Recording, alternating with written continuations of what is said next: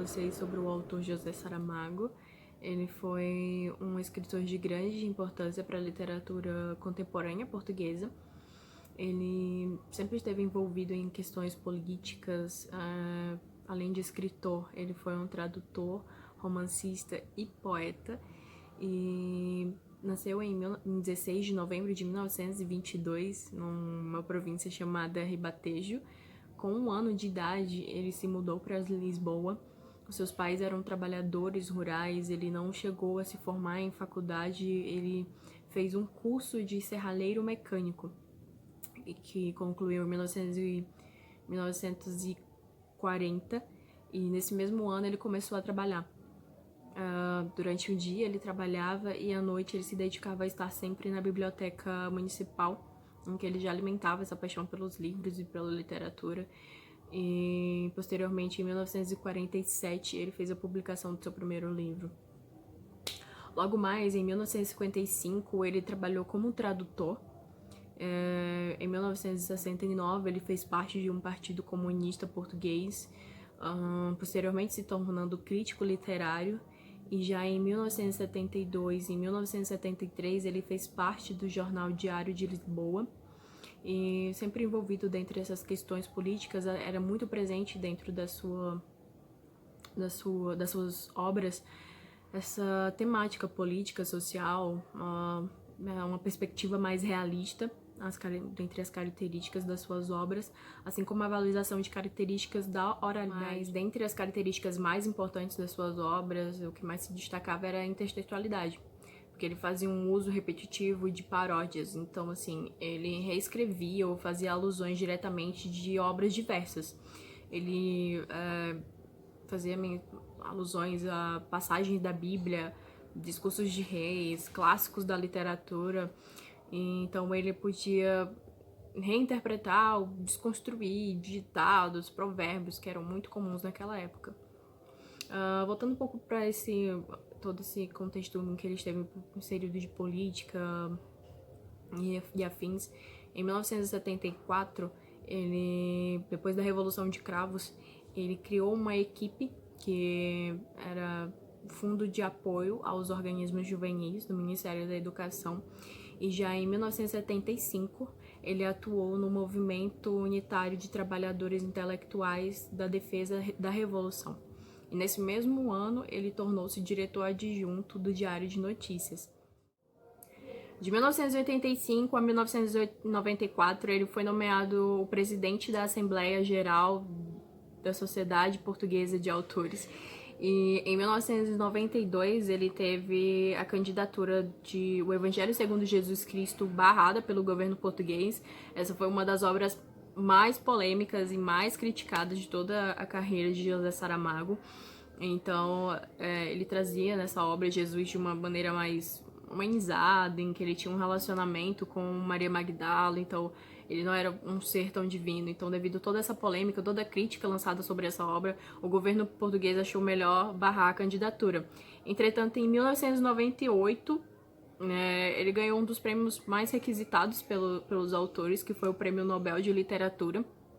E em 2007, já consagrado mundialmente como um escritor, ele teve a criação da Fundação José Saramago e morreu 3 anos depois, em 8 de junho de 2010.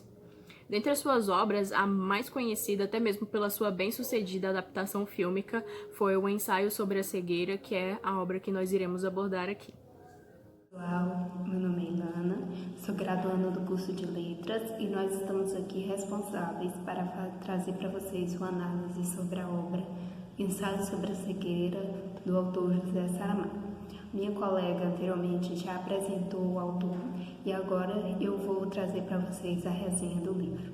Bom, o livro ele foi publicado em 1995, foi traduzido para vários idiomas e até hoje ele faz bastante sucesso, principalmente atualmente, depois dessa pandemia que estamos vivendo de coronavírus. Ele surgiu novamente o interesse por ele, onde várias pessoas se identificam com a história. Ele é terrivelmente bom e apavorante, O próprio José Saramago fala que ele quer que o seu leitor sinta o terror que ele sentiu ao escrever esse livro, o medo, a agonia, porque realmente é agoniante, mas realmente muito bom. O ensaio sobre a cegueira começa com um homem está no semáforo, dirigindo seu carro, esperando o semáforo abrir, dá a luz verde e de repente, bum, fica tudo branco, um mar de leite, como ele fala. Ele fica cego. E depois disso, um rapaz vem, e depois dele ficar totalmente apavorado, fazer um congestionamento, um rapaz vem com boa vontade, um bom samaritano, diz que vai levar ele para casa. Depois de levar para casa, ele rouba o carro do cego e depois de fugir por um tempo, o que acontece? De novo, um mar de leite. O ladrão também fica cego. O primeiro cego, como no livro eles não têm nome, são conhecidos, identificados apenas por sua característica, e esse vai ser sempre o primeiro cego. O primeiro cego ele vai ao oftalmologista e lá ele nos apresenta os personagens principais da história, que é o oftalmologista, o médico, a rapariga dos óculos escuros, o senhor de tapa-olho e o pequeno rapazinho estrábico. Lá estão todas as pessoas na sala de espera e após o primeiro cego fazer a consulta, o oftalmologista, o médico, fica totalmente encucado com aquilo. Como é que ele está cego? Não tem nada nos olhos dele. Ele não consegue achar uma resposta. E após isso ele vai para casa, fala com sua mulher, que é com certeza a protagonista dessa história, a mulher do médico. E após isso tudo, ele conta para ela sobre essa história intrigante do cego.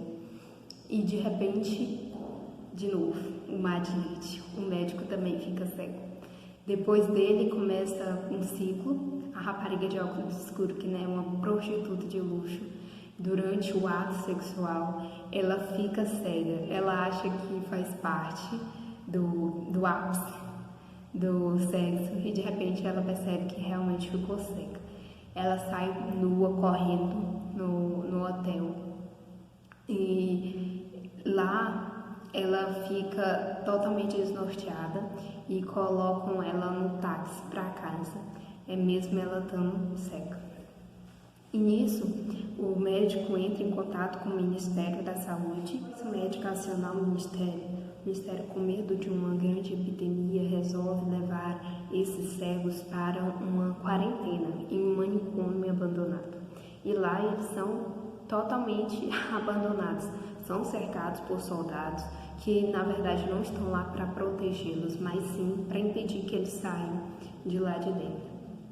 Os primeiros a chegar são o médico e sua mulher, que inventa que cegou, mas na verdade ela é a única que enxerga tudo e que vai ser a guia de todos lá dentro. Depois vai chegando a rapariga de óculos escuro, o rapaz em um estrábico, o ladrão, o primeiro cego, vão ficando todos ali em quarentena e vai chegando mais gente e vão ficando ali todos amontoados naquele lugar. Esse livro, ele mostra o lado selvagem das pessoas. As pessoas, como no livro mesmo mostra, são comparadas com um bicho, elas fazem fezes em qualquer lugar, elas ficam peladas porque ninguém está vendo, e não tomam banho, e suprindo as suas necessidades sexuais, violência, estupro, abuso, tudo isso junto ali. Então, um lado da ala do sanatório, uns pessoais resolvem se aproveitar, mesmo também estando cegas, eles resolvem se aproveitar das pessoas, das mulheres, com uma arma, com um pedaço de pau. Eles ameaçam todos, prendendo a comida e só liberando depois das pessoas darem tudo de valor, de dinheiro, de joias que tenham. Quando acabava isso, eles pediam um favor, pediam um pagamento pagamento das mulheres. Eles pediam que as mulheres fossem satisfazê-los lá. É uma cena totalmente de embrulhar o estômago. É algo assim que mexe com a gente. Após isso, tem um incêndio no manicômio e saem para fora e veem que estão livres, que não tem mais a guarda, que não tem os soldados, mas livre para quê? Livre para o mundo totalmente despedaçado, nas ruas lixo, ratos, pessoas mortas, pessoas comendo pessoas, e todas brigando por comida, por algo, totalmente cegas, e a única que via era a mulher do médico, que muitas vezes desejava estar cega para não estar vendo que tal absurdo. Agora vem alerta spoiler para quem ainda quer ver no final, que é certamente emocionante. Depois de um tempo eles vão para a casa do médico, que lá abriga eles, tomam banho, comem. Depois de uns dias lá, abrigados lá, o primeiro cego de repente vê. Ele grita: eu vejo, e a esperança é restaurada. A mulher do médico cai em prantos, emocionada, porque aquela carga toda saiu de cima dela. E aos poucos todos vão começando a enxergar, e nas ruas tudo que se ouvia é: eu vejo. A mulher olha para o céu e vê tudo branco, mas ela falou: meu Deus, chegou a minha vez. Quando ela olha para baixo, a cidade estava ali. Essa obra leva a uma das características de Saramago, que é a falta de pontuação. O texto ele é reto, ele é direto, sem travessões, sem aspas. A gente sabe que está começando uma nova etapa, uma nova fase, por causa do começo com letras maiúsculas. Mas isso é o que emociona, que é uma leitura assim que você tem que buscar fôlego a todo momento. Ela é narrada em um narrador em terceira pessoa, onipresente e mais intruso. Muitas vezes os pensamentos dele se misturam com os dos personagens, e o mais barato dessa obra é isso, que a gente sente bem o que está acontecendo. A adaptação fílmica gravada em 2008 por Fernando Meirelles é uma obra espetacular, super fiel ao livro, com cenas que você nunca imaginou que seria adaptada. É muito bom, eu recomendo o filme. Fernando Meirelles surpreendeu até José Saramago, que ao terminar de assistir o filme falou que estava tão feliz quando terminou de escrever o livro. Então o filme é muito bom, que tem toda a história sendo narrada fielmente. Claro que tem algumas cenas que faltam, mas como tem uma adaptação, como toda adaptação. Ele traz grandes estrelas como Julianne Moore e o Mark Ruffalo e nossa atriz, Alice Braga. A gente fica até satisfeita em ver brasileiros nessa obra. Também ela foi gravada algumas cenas em São Paulo. Tem uma ótima fotografia e ele traz aquela mesma agonia, aquela mesma falta de fogo que você tem ao ler o livro. Então, ele é uma adaptação muito boa. Leia o livro, assista o filme e curta ensaios sobre as igrejas. Eu me chamo Giovana e hoje eu irei fazer uma análise comparativa do conto O Alienista de Machado de Assis e a obra de José Saramago, O Ensaio sobre a Cegueira. Bom, o que precisamos compreender inicialmente, dessas duas obras? Ambas irão tratar sobre o comportamento humano, Porém, uma é da fase realista, traz uma linguagem cômica, e a outra traz um tom mais sério, um tom mais reflexivo. Não que o Alienista não traga um tom reflexivo, até porque todas as leituras elas têm um intuito, elas não são criadas do nada, elas têm o intuito de nos fazer pensar sobre algo. No Alienista nós temos exemplos de futilidades, de acontecimentos de egoísmo, de pessoas egoístas, de pessoas fúteis, de pessoas que que não valorizam a vida, que não têm uma visão sobre a vida de que ela é mais do que algo que queremos, algo que necessitamos, mas a vida ela existe para que nós possamos nos abraçar, para que nós possamos ver o outro e assim vivermos, né, em harmonia com todos. E na obra Alienista a gente percebe, né, principalmente por parte do político, né, que é um dos personagens da trama, né, que há a falta de empatia, né, porque quando o alienista, né, que o psiquiatra dessa época era chamado de alienista, começa a mandar as pessoas com pequenos casos para a quarentena, por exemplo, vou citar um caso aqui que ele mandou para a quarentena. A sua esposa, ela demorou para escolher uma roupa para eles poderem sair e ele já mandou para a quarentena, né? Então, ele começou os seus estudos na cidade, né, como psiquiatra, de forma normal, né, resolvendo os problemas. Depois, ele começou a dar uns surtos nos seus diagnósticos e começou a mandar as pessoas para a quarentena por qualquer motivo bobo que poderia ser resolvido.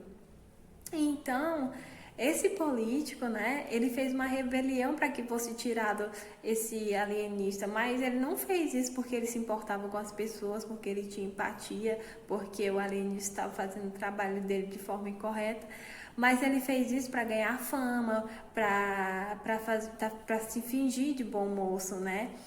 E nós temos também problemas fúteis, né, que acabam fazendo parte do dia a dia dos personagens, como por exemplo um rapaz que ficou rico recebendo a herança e perdeu todo o dinheiro emprestando para o pessoal da cidade.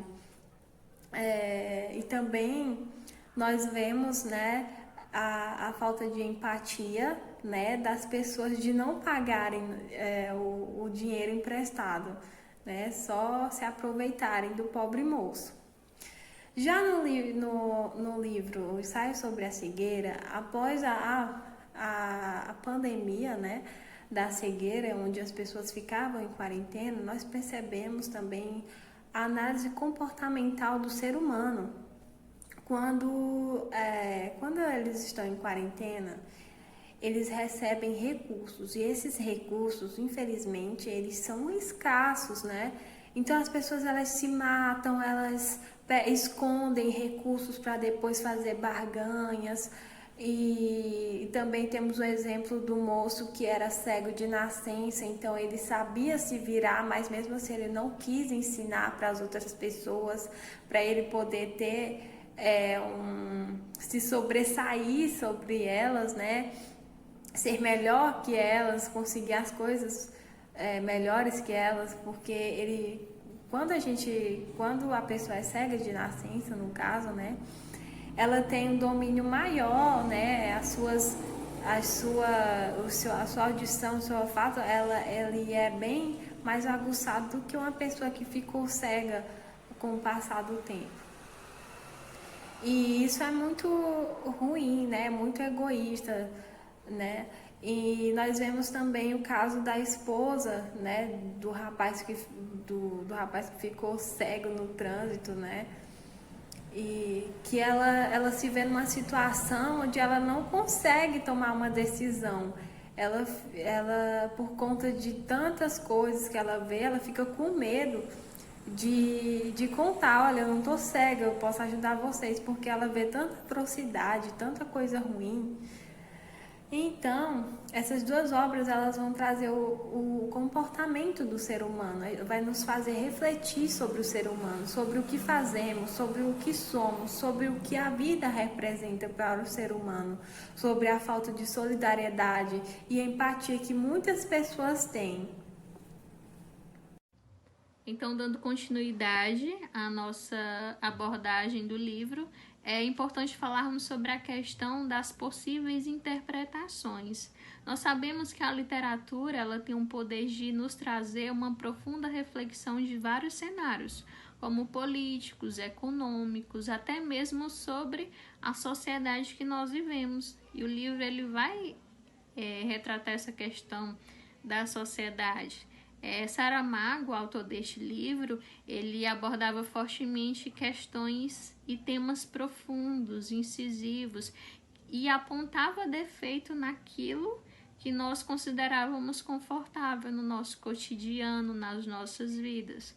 O livro ele fala sobre pessoas que ficaram cegas. Essas pessoas não tinham problema algum de saúde.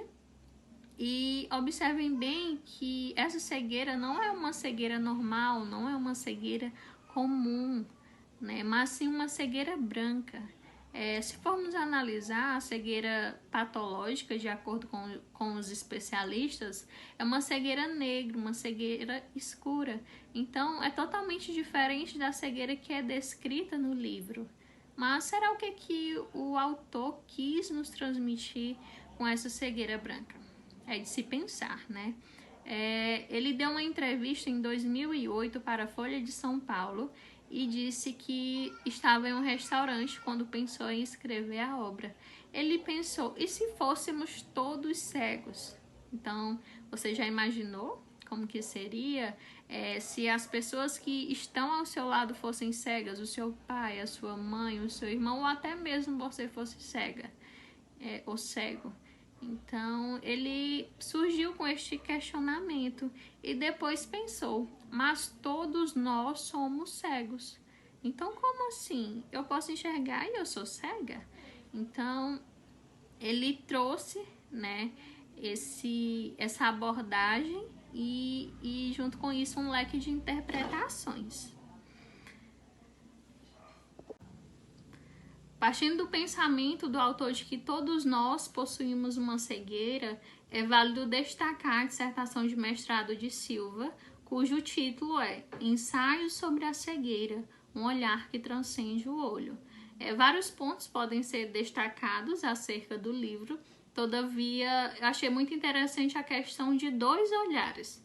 A princípio, Silva fala sobre um olhar receptivo e, posteriormente, fala sobre um olhar ativo. O olhar receptivo está ligado ao ver apenas por ver, sem um ato intencional de olhar, ou seja, de maneira realmente receptiva, como por exemplo, olhei, mas não vi, agora eu vou olhar direito, vi, mas não reparei. Enquanto o olhar ativo está ligado a um olhar mais profundo, a um olhar mais sensível de tudo aquilo que está à nossa volta. Então, nós muitas vezes utilizamos esse olhar receptivo, na maioria das vezes, e nós esquecemos desse olhar ativo, que é olhar com profundidade tudo aquilo que está à nossa volta. Então, na maior parte das vezes, nós somos cegos, sim. Nós possuímos essa cegueira. Nós somos convidados a presenciarmos várias coisas, né, durante o dia, durante as nossas vidas, porém nós não enxergamos, né, há algo que sempre inibe o nosso olhar. Então nós estamos cegos, porém ainda não percebemos isso de forma concreta. Essa constatação é possível ser observada através da epígrafe no ensaio da cegueira, que fala, se podes olhar, vê, se podes ver, repara. Então, repare um conselho, né? Um simples conselho, através dele nós verificamos que é necessário um esforço da nossa parte, é necessário estarmos atentos à realidade, né? As pessoas que estão ao nosso lado estão tão perto dos nossos olhos, né? Mas nós utilizamos o olhar receptivo. E a cegueira, ela atinge o homem não só através das trevas, né, da escuridão. A cegueira que se refere ao autor, ela se dá em meio ao cotidiano, ela se dá em meio à luz do nosso dia a dia, nas relações sociais, nas relações afetivas. Então, pessoal, esse livro, ele não é um livro para lermos de forma supérflua, de forma superficial, né? Apenas olhando, percebendo ali pessoas cegas, pessoas que ficaram confinadas e que lutam para sobreviver. Pelo contrário, é necessário que possamos trazer essa abordagem para os nossos dias atuais. É necessário olharmos para a nossa volta com um olhar crítico, com um olhar ativo, porque muitas coisas não estão bem, não estão nada bem, principalmente no cenário que nós vivemos, né? Saramago diz que nós estamos cegos da razão, ou seja, nós estamos cegos daquilo que dá sentido à vida humana, aos valores, à civilização, à sociedade que nós vivemos, às pessoas mais frágeis, às pessoas que necessitam do nosso apoio, às pessoas que estão na periferia, enfim, nós estamos cegos de várias coisas que estão ao nosso redor. Então nós não utilizamos a razão, porque nós somos cegos da razão. Os problemas, eles estão na nossa frente, as injustiças, o sistema falho. Todavia, o que é que nós estamos fazendo? Nós estamos mergulhados em um mar de leite. Nós estamos com a cegueira branca. Então é necessário que saiamos dessa posição e enxerguemos a realidade como ela é, as nossas dores, as dores dos outros, né? O sistema, as injustiças. E então, o ensaio da cegueira, o ensaio sobre a cegueira é um convite para olharmos além da cegueira. Portanto, um tema muito profundo que até nos dias atuais é presente em nossa sociedade. Olá, meu nome é Ilmara. Dando continuidade ao que as colegas falaram anteriormente, eu venho aqui falar com vocês sobre a importância da leitura desse livro, o livro O Ensaio sobre a Cegueira, do autor José Saramago. Ele foi um livro publicado há 26 anos atrás, como as colegas já têm falado, foi um livro publicado no ano de 1995 e é uma das obras mais aclamadas desse autor. E com o avanço da pandemia, esse livro ele voltou no mundo e aqui no Brasil a ser um best-seller, uma vez que em tempos de coronavírus, o universo que foi ali anteriormente criado pelo autor José Saramago está cada vez mais próximo de nós. E esse livro se mostra, sim, uma leitura essencial para que entendamos e possamos saber e conhecer um pouco mais do momento que a gente está vivendo. E digo mais, ela é uma leitura essencial porque nós, enquanto humanidade, podemos refletir acerca dela diante do que a gente lê naquele livro, sobre a nossa forma de se comportar frente à crise, que foi a crise dessa pandemia que está instaurada desde março de 2020 na nossa sociedade. E aí, na obra de José Saramago, eles vivem uma epidemia, onde todas as pessoas que têm contato com a primeira vítima, elas são contaminadas. Então, quando a gente está assistindo acontecer nos últimos tempos, com a chegada da pandemia do novo coronavírus. E essa cegueira branca, como ela é descrita no livro, ela nos traz uma metáfora, que é o impasse do nosso tempo. Por quê? A gente passa a pensar aí, a ignorância e o conhecimento estão ali, dividindo as mesmas alas, o mesmo hospital. E o livro trata as retinas feridas. E nos dias atuais, a gente está aí tratando uma pandemia ainda desconhecida, que assusta e provocador em muitas pessoas, que muitas famílias tiveram perda. Então, esse livro traz aí essa correlação também com a pandemia dos dias atuais. E ela é importante ainda porque através da leitura dessa obra, o leitor vai se colocar ali na pele do personagem, ele pode se colocar e pode pensar e ver o quão é terrível está em um mundo mergulhado nessa cegueira branca. A obra também retrata aí o egoísmo do ser humano e a sua capacidade de ferir outras pessoas e exigir vários tipos de favores em troca de supostos atos de generosidade. É algo delicado aí para se escrever um livro, mas é essencial porque ele mostra aí a verdadeira essência humana. E ainda, ela é essencial que, por outro lado, o autor conseguiu aí resgatar vários valores sociais na obra, mostrando que muitas pessoas conseguem aí trabalhar em grupo, elas conseguem ajudar uns aos outros. elas conseguem se preocupar com o próximo. Ele mostra também aí a responsabilidade das pessoas que têm poder maior sobre os outros. Elas certamente sofrerão uma pressão enorme, uma pressão maior, tão quanto a gente vê aqui nos dias atuais com a pandemia do novo coronavírus. Então, sim, essa é uma obra muito essencial e eu indico que todos vocês leiam.